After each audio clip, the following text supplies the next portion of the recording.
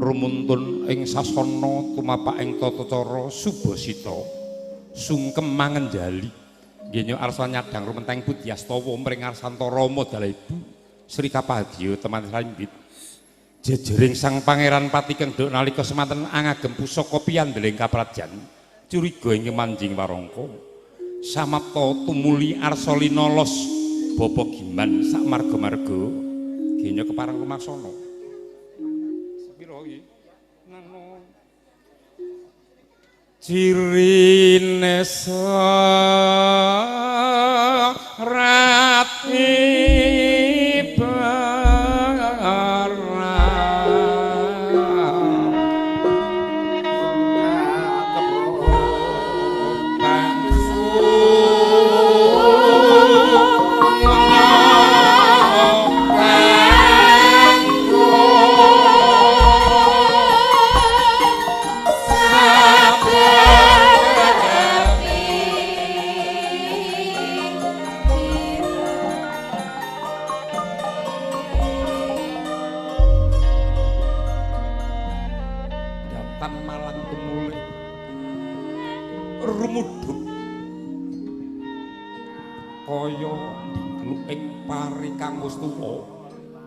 temanten salimbit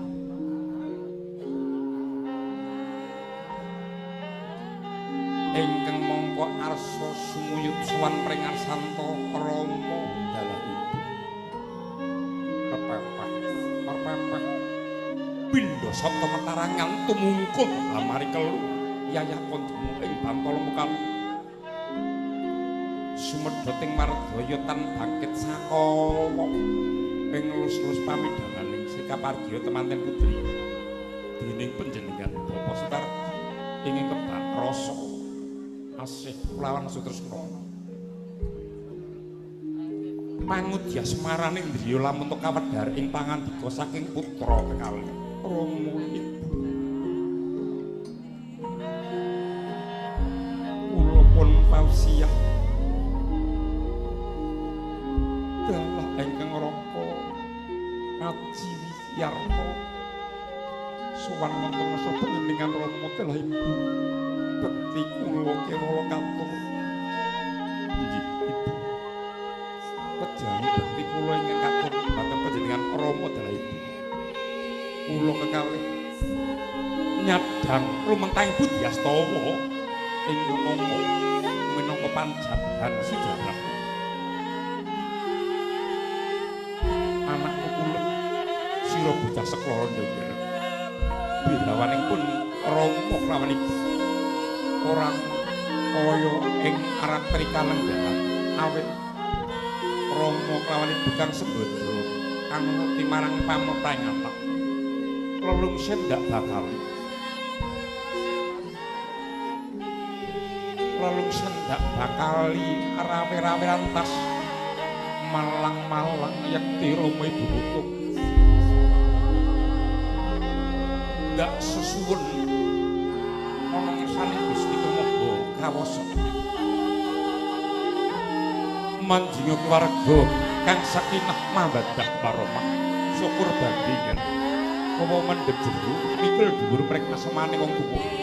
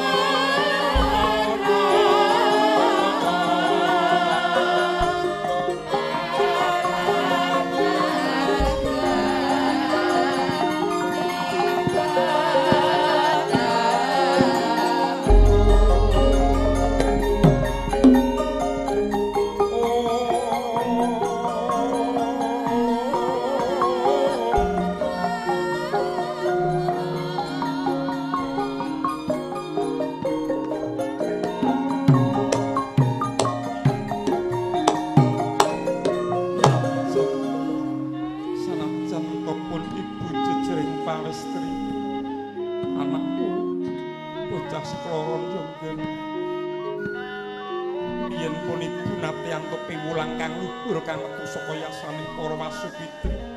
Brahmana miyang resi.